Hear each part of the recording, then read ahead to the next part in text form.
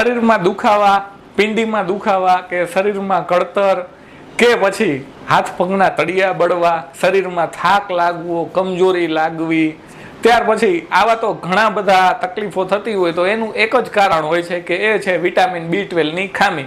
તો હવે vitamin B12 ની ખામીને કઈ રીતના દૂર કરવી, ઘરેલું કયા કયા ઔષધો લેવા, ઘરેલું શું શું ઉપચાર કરવા, એ બધી માહિતી આ વિડીયોમાં હું તમને જણાવીશ. તો આપ સૌને નમ્ર વિનંતી છે કે આપ આ વિડીયો અંત સુધી જુઓ, અને જો હજુ સુધી તમે અમારી આ ચેનલને સબસ્ક્રાઇબ ન કરી હોય તો અમારી આ ચેનલને સબસ્ક્રાઇબ કરો.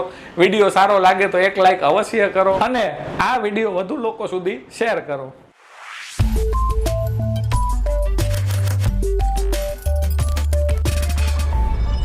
નમસ્તે મિત્રો, હું રાજ પરમાર, આયુજીવન આયુર્વેદમાંથી.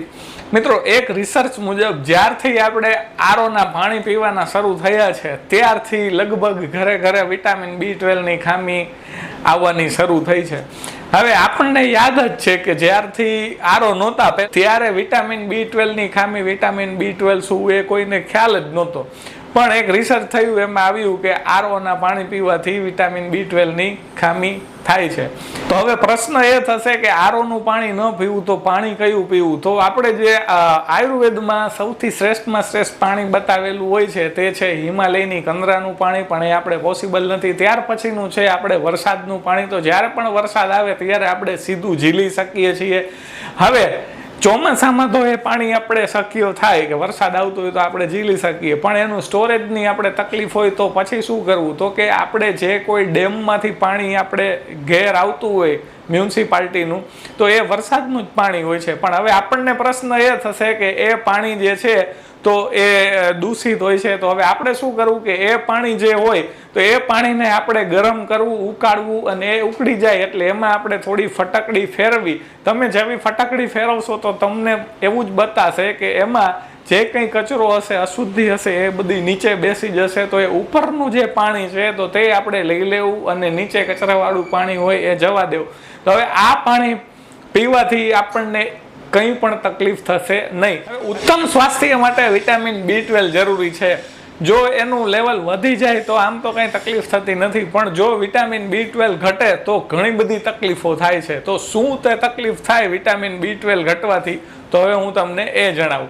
તો હવે સૌથી પહેલા વિટામિન B12 ઘટે એટલે ઘણા લોકોને જોતા હોય છે કે હાથ પગના દુખાવા અથવા તો શરીરના ઘણા બધા દુખાવા, શરીરમાં કળતર થાય, ત્યાર પછી હાથ પગમાં ઘણા લોકોને ખાલી ચડી જતી હોય, કારણ વગરનો થાક લાગતો હોય, અશક્તિ, નબળાઈ લાગતી હોય, ત્યાર પછી ઘણા લોકોને હાથ પગના તળિયા એમાં બળતરા થતી હોય, ઘણા લોકોને ચક્કર આવતા હોય, ઘણા લોકોના શરીરનો રંગ જે છે તે ફીકો પડી જતો હોય, ઘણા લોકોના વજન ઘટી જતો હોય, ભૂખ ઓછી લાગતી હોય, હાથ પગમાં ખાલી ચડી જતી હોય, ઘણા લોકોને મોઢામાં વારંવાર ચાંદા પડી જતા હોય. તો આ બધા લક્ષણો જે છે તે વિટામિન B12 ની ખામીના છે. તો આમાંથી આપણને વિટામિન B12 ની ખામીના હિસાબે આમાંથી કંઈ પણ થતું હોય તો એ વિટામિન B12 ની ખામી દૂર કરવા માટે શું કરવું? તો ચાલો હવે હું તમને તે જણાવું. વિટામિન B12 ની ખામી આવે એટલે આપણે એલોપેથીમાં તો એમના ઇન્જેક્શનો અને ટેબ્લેટ જ છે, અને એ પણ આપણે જાણતા હોઈએ છીએ કે એ નોન વેજમાંથી જ તૈયાર થતા હોય છે. તો હવે જે લોકો વેજીટેરિયન છે અને આવા ઇન્જેક્શનો કે ગોળીઓ નથી લેવી, આપણને ખ્યાલ જ છે કે એલોપેથીથી ઘણું બધું નુકસાન થતું હોય છે.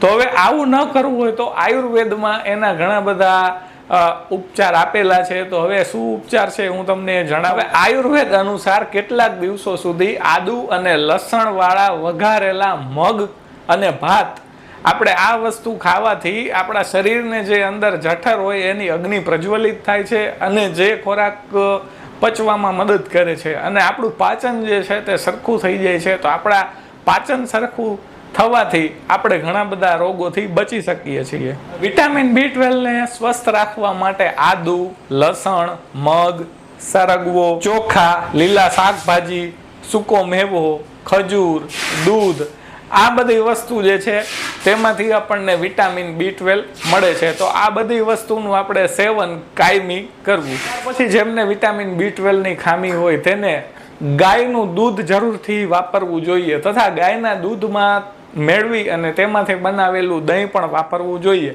તો હવે જેમને વિટામિન B12ની ખામી હોય તેને દિવસ દરમિયાન 2 થી 3 કપ જેટલું ગાયનું ચોખ્ખું દૂધ તો અવશ્ય પીવું જ જોઈએ. ત્યાર પછી ઉનાળામાં આપણે જે ફળનો રાજા કહેવાય છે એ છે કેરી. તો આપણે કેરીનો રસ ખાતા હોઈએ છીએ. તો હવે એ કેરીમાંથી જે આપણે ગોટલી જે છે તે ઘણા લોકો ફેંકી દેતા હોય છે. તો આ ગોટલી ફેંકવી નહીં. હવે આ ગોટલીને આપણે સૂકવી અને તેના અંદરથી જે તેનો બીજ નીકળે તો તેને આપણે દરરોજ એનું સેવન કરવું. તો આ જે છે ગોટલી એનાથી પણ વિટામિન B12 વધે છે. ઘણા લોકો આપણે જોતા હોઈએ છીએ કે કેરીના ગોટલીનો મુખવાસ પણ ખાતા હોય છે. તો આ મુખવાસ પણ આપણે ખાઈ શકીએ છીએ. તો આ કેરીની ગોટલીથી વિટામિન B12 જરૂરથી વધશે. પછી પ્રેગ્નન્સી દરમિયાન જે પ્રેગ્નેન્ટ બહેનો હોય તેને પણ વિટામિન B12 નું ખાસ ધ્યાન રાખવું જોઈએ. જો આ ધ્યાન રાખવામાં આવે તો એમનું જે આવનાર બાળક છે તે વ્યવસ્થિત અને તંદુરસ્ત જ જન્મે છે. ઘણા બાળકો જોતા હોય છે કે એનો જન્મ થાય ત્યારે એને કમજોરી હોય અથવા તો કાચની પેટીમાં રાખવામાં આવતા હોય.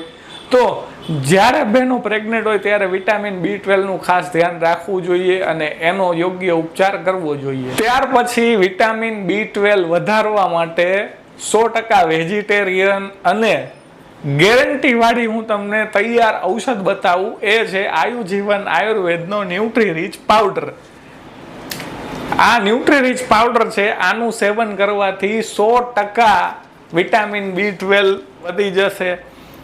હવે આ જે પાવડર છે એ રેગ્યુલર પણ છે અને આ સુગર ફ્રીમાં પણ છે. એટલે જે લોકોને ડાયાબિટીસ વાળા હોય એ સુગર ફ્રી પણ પાવડર લઈ શકે છે.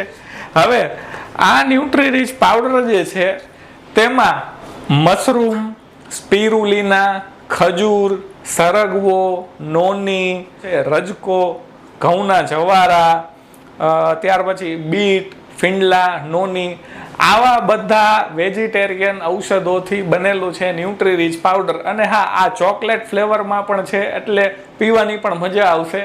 હવે આને લેવાનું એ રીતના છે કે સવારે અને રાત્રે દૂધ સાથે 1 ચમચી આ પાવડર લઈ અને પીવાનું છે. તો આ તમે 4 થી 5 ડબ્બા પીશો એટલે તમને 100% 100% સારું રિઝલ્ટ મળશે જ. તો આગળ જણાવેલી B12 ની ખામીના હિસાબે જો કંઈ પણ તમને તકલીફ હશે તો એ બધી આ પાવડરથી સોલ્વ થઈ જશે. 100% નેચરલ છે, આયુર્વેદિક છે, 100% રિઝલ્ટ વાળો છે. માટે જે કોઈને આ અમારો ન્યુટ્રીરીચ પાવડર મંગાવવો હોય તે જે સ્ક્રીન પર જે નીચે નંબર ડિસ્પ્લે થઈ રહ્યા છે તે નંબર પર વોટ્સઅપ મેસેજ કરી અને આપ મંગાવી શકો છો. ઘણા લોકોને પ્રશ્ન થતો હશે કે આ પાવડરનું રિઝલ્ટ કેવું છે. તો આ પાવડરનું રિઝલ્ટ 100% સારું છે. અમે ઘણા બધા લોકોને આપેલા છે અને તેના રિવ્યૂ પણ બધાના સારા જ છે અને ખૂબ જ સારું રિઝલ્ટ છે. આપ એક વખત આપ ટ્રાય કરશો તો જ આપણને ખ્યાલ આવશે કે આપણે આયુર્વેદિક અમે બનાવેલો ન્યુટ્રીરીચ પાવડર વિટામિન B12 માં સૌથી સારામાં સારું પરિણામ આપશે. મિત્રો, જો આ વિડીયો સારો લાગ્યો હોય તો વધુ લોકો સુધી શેર કરો અને એક લાઈક તો જરૂરથી કરો. અને હા, હવે તમે નેક્સ્ટ કયા ટોપિક ઉપરનો વિડીયો જોવા માંગો છો તો તે અમને જરૂરથી કમેન્ટમાં જણાવો. આપણને જે કંઈ તકલીફ હોય એનો આપ કમેન્ટ કરશો તો એનો અમે ચોક્કસ એનું આયુર્વેદિક સમાધાન લઈ અને વિડીયો દ્વારા આપ સમક્ષ જરૂર ઉપસ્થિત થશું. તો ત્યાં સુધી મને રજા આપશો. ફરી મળીશું. જય ધન્વંતરી, જય ભારત, નમસ્કાર.